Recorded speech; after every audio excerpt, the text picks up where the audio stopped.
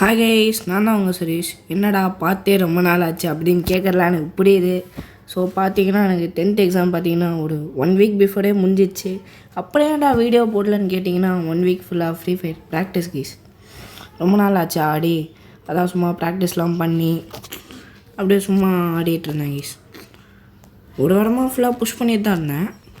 CSR தான் வழக்கம் போல் வேறு என்ன புஷ் பண்ண போகிறேன். சிஎஸ்ஆர் ஃபுல்லாக புஷ் பண்ணேன். என்ன பேண்ட் வைக்கலாம் இருங்க, இந்த பேண்ட் வச்சுருவோம். இருங்க சிஎஸ்ஆர் தான் புஷ் பண்ணி ஒரு 86 ஸ்டார் அளவுக்கு வந்துட்டேன். இந்த சீசன் பார்த்தீங்கன்னா இந்த மாதத்தோட முடிஞ்சிடும்ல, ஐ திங்க் இந்த மாதத்தோட முடிஞ்சிடும். ஸோ நம்ம பார்த்திங்கன்னா கிராண்ட் மாஸ்டர் அடிக்கலைனாலும் லீடர் போல் ரீஜனில் லொக்கேஷன் இந்த சென்னையில் பார்த்தீங்கன்னா இந்த ரீஜனாச்சும் போவோம். இந்த Chennai state level city level இதுக்காச்சும் போகணும்னு சொல்லி 210 ஸ்டார் அடிக்கணுங்கிற இதில் இருக்கும். நானும் என் ஃப்ரெண்டும் இன்னும் ஒரு 12 நாள் இருக்கும் சீசன் முடிய, ஐ திங்க் ஸோ பார்த்தீங்கன்னா இந்த நீங்கள் வீடியோ எடுக்காத போது என்னென்ன எடுத்தேன், என்னென்ன அச்சீவ்மெண்ட்லாம் எடுத்து வச்சுருக்கேன் டாப்அப் பண்ணினா, ஃபஸ்ட்டு என்னடா கையில் ஏகே வச்சுருக்கும் போதே தெரிஞ்சுருக்கோம். ஏகே எடுத்தேன். நம்ம எம்டனு தெரியும் எல்லாருக்கும், ஃபஸ்ட்டு வீடியோ தான் ஏகே. இதை வந்து ஆக்சுவலி லெவல் 2 உடனே போட்டேன். லெவல் 3 வந்து இப்போ தான் போட்டேன், ஒரு 5 days பிஃபோர் போட்டேன். அதுக்கப்புறம் பார்த்திங்கன்னா இப்போ புதுசாக லக்கீல் வந்திருக்குல, அதில் எடுத்தேன். வீடியோ எடுக்கலை, மன்னிச்சிக்கோங்க. என்னென்ன எடுத்தேன்னு காமிச்சிடலாம். ஃபஸ்ட்டு ஈவோ டோக்கன் வாங்கிஸ். ஃபஸ்ட்டு எனக்கு வந்து 80% ஆஃப் இருந்துச்சு. நான் என்ன பண்ணேன், ஈவோ டோக்கன் ஒன்று வாங்கினேன், டோக்கன் பாக்ஸ்.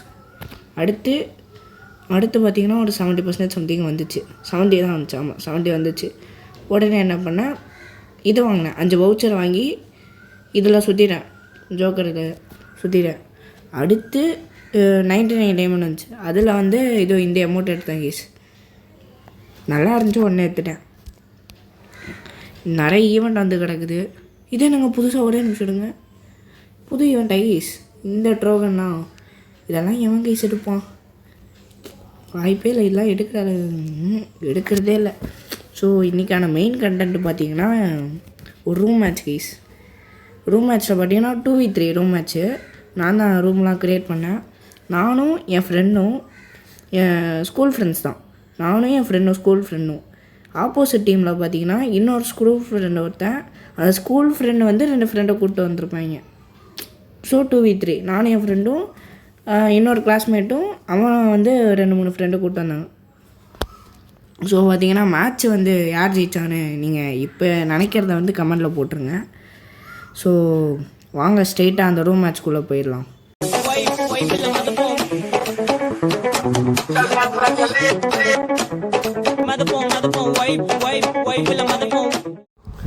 ஸோ பார்த்தீங்கன்னா ஃபஸ்ட் ரவுண்ட் பார்த்தீங்கன்னா டபுள் பேரில் டெசர்ட்லாம் எடுத்தேன். கடைசியில் டபுள் பேரில் விட்ரா பண்ணிட்டு M10 எடுத்துகிட்டு போயிட்டேன். சரி ஈவோ இருக்குல்ல, அடிக்க ட்ரை பண்ணுவேன். இந்த பக்கம் மட்டும் திடீர்னு ஒருத்தன் வந்துட்டான்.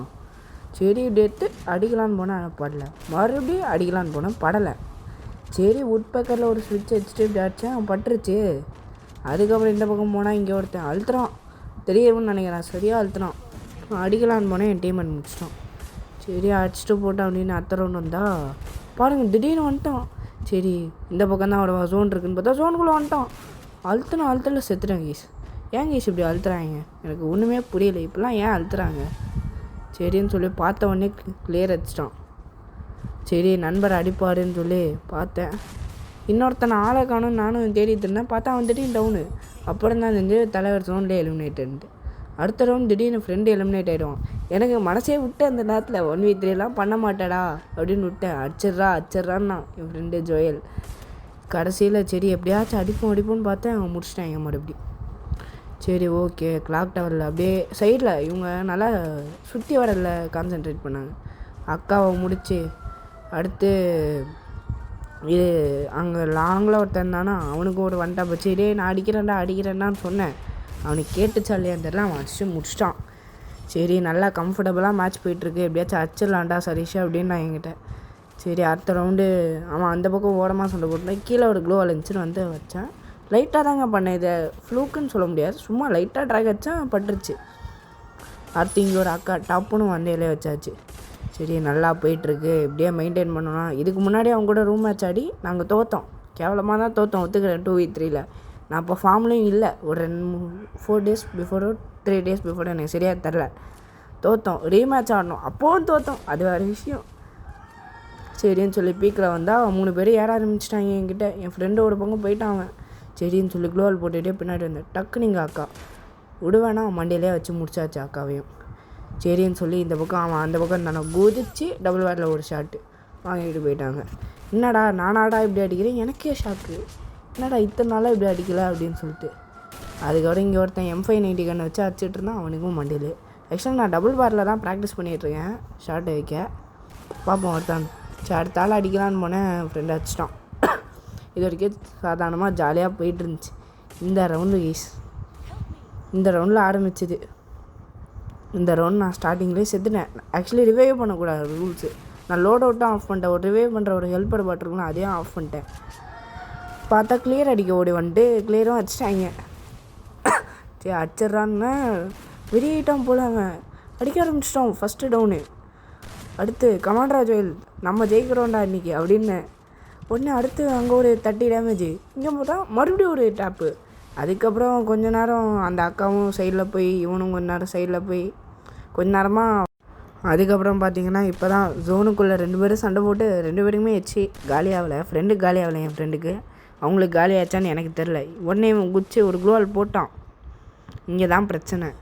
அவங்க வந்து ஜோன்லேயே எலிமினேட் ஆகிட்டாங்க. இப்போ இங்கே பிரச்சனை என்ன தெரியுமா, அது ஜோன் பிளாக்குன்னு அவங்க சொல்கிறாங்க. அது ஜோன் பிளாக்கா இல்லைன்னு தெரில. ஏன்னா அவங்க க்ளோவால் போட்டிருக்கான். உள்ளே வர வழி இருந்துச்சான்னு எனக்கு தெரில. அவன் அப்படி தான் சொன்னான், உள்ளே வர வழி இருந்துச்சு, ஆனால் அவங்க வரலன்ட்டு.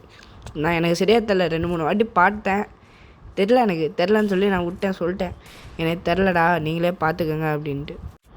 சரின்னு சொல்லி நான் பாட்டுன்னு போகலாம் அப்படின்னு சொல்லி போனேன். திடீர்னு அவன் டேன்னு கத்துறான். பின்னாடி அவனை ஒருத்தன் வரான். அங்கே 2 பேர் தான் இருக்காங்க. பின்னாடி இன்னொருத்தன் வருவான் பாரு, அவனை அடின்னான். நான் உடனே பின்னாடி வந்துட்டேன். வந்து பார்த்தா ஆளை காணும். சரி அந்த பக்கம் இருக்காங்க, அவங்கள பிடிச்சி அடிப்போன்னு இப்படி வச்சேன். ஹெட்டு. சரி ஒருத்தனை அடிச்சிட்டேன்டா அப்படின்னு சூப்பர்றான்னா. அடுத்து ஹெட்டு உழுன்னு பார்த்தேன். ஹெட்டு உழலை. சரி இன்னொரு ட்ரை பண்ணுவோன்னு சொல்லி பண்ணேன், உழலை. சரி கடைசி ஒரு ட்ரைன் பண்ணேன், உழுந்துருச்சு.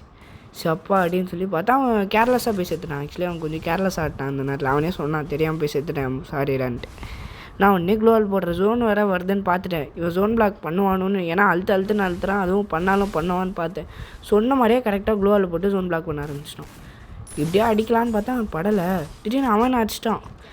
சரி இவங்க ஜெயிக்க ஆரம்பிக்கிறாங்களேன்னு சொல்லி பார்த்தா இந்த பக்கம் நானும் எப்படியாச்சும் அடிச்சுன்னு ஒரு டக்குன்னு ஒரு ப்ரெஷர் வந்துச்சு. ஒரு ரவுண்ட் ஜெயிச்ச உடனே அட்ரா குமாரே அப்படின்னு சொல்லி பண்ணுறேன், பாடல. இந்த பட்டம் பார்த்தா ஃப்ரெண்டு வந்து தனியாக சண்டை போட்டுட்ருக்கான் அவங்க கூட. திடீர்னு இவன் என்ட்ரி குத்த அடிச்சிட்டான். ஒன்றுமே புரியல. சரி இவன் அடிப்பான், ஜோயல் அடிப்பான் அப்படின்னு சொல்லி பார்த்தா அவனையும் இவன் அழுத்தி பிடிக்கிறான். எதுக்கு அழுத்தணும்னு கேட்குறான். 1 டேப் மேட்ச் வந்தால் 1 டேப் பிடிக்கும், எதுக்கு அழுத்துறாங்க. மறுபடியும் அத்தனை ஒன்றும் வாங்கிட்டேன். என்னத்த சொல்ல, எமௌண்ட்டு மனசே கேட்கல அந்த நேரத்தில். இந்த அக்கா மட்டும் போட்டிருந்தாங்கன்னா பரவாயில்ல. 2 பேரும் சேர்ந்து, இது என் ஃப்ரெண்டு அவனும் வந்து சேர்ந்து 2 பேரும் ஜோடியாக சேர்ந்து அமௌண்ட் போட்டாங்க. அப்படியே மைண்டெல்லாம் ஃப்ரஸ்ட்ரேட் ஆகிடுச்சு எனக்கு. இவ்வளோ தூரம் வந்து ஜெயிக்கும் போது இப்படி நடக்கிறே அப்படின்ட்டு. ஓகே ஏதாச்சும் ஒன்று பண்ணியே ஆகணும். இவனுங்களே பாருங்கள் எல்லா அமௌண்ட்டையும் போடுறான். இருக்கிற எல்லா அமௌண்ட்டையும் போட்டு எனக்கு கிளியர் வச்சுட்டான். சரி எப்படியாச்சும் அடிக்க முடியலன்னா விட்டுற, நான் அடுத்த ரவுண்ட் வந்து சீரியஸாக ஆடுறேன் அப்படின்ட்டேன். இவனும் கஷ்டப்பட்டு அடித்தான். டவுன் வைக்கிறான். இங்கே பாருங்கள் இது என்னங்க, இது M10 வச்சு 4 புல்லட் 5 புல்லட் அடிக்கிறான். இந்த ரவுண்ட் சொல்லிட்டேன், இந்த ரவுண்ட் ஜெயிச்சா அவர் இதுக்கு மேலே அவங்கள ஒரு ரவுண்டு கூட ஜெயிக்க விடக்கூடாது. போன மாட்டி ஆடும் போதே எமௌண்ட்லாம் போட்டு ரொம்ப பண்ணிட்டாங்க. ஜாலியாக அப்படியே எமௌண்ட்லாம் போட்டு ரொம்ப பண்ணாங்களா.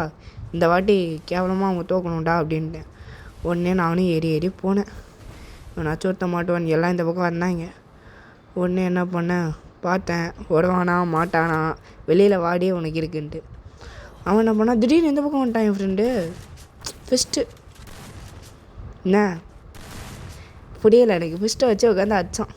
நான் ஒன்று என்ன பண்ணேன் பார்த்தேன். சரி வந்துட்டா டக்குனே ஃபினிஷிங் மூவ் கொடுத்துட்டேன், மறந்துட்டேன். ரிவெஞ்சு வாங்கணும்ல.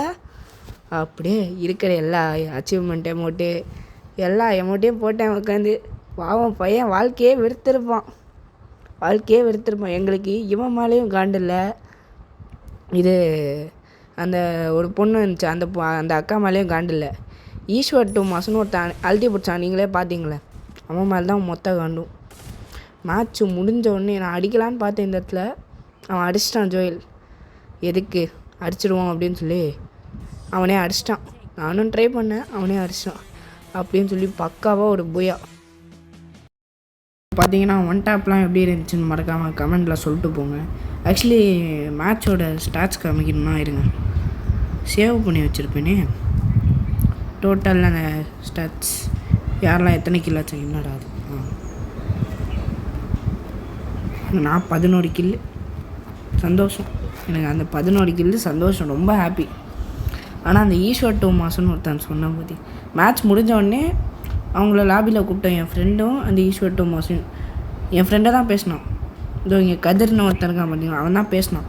2 பேருமே வாயே திறக்கலை. மீதி அந்த ஈஸ்வர் டோமாஸ் வாயே திறக்கலை.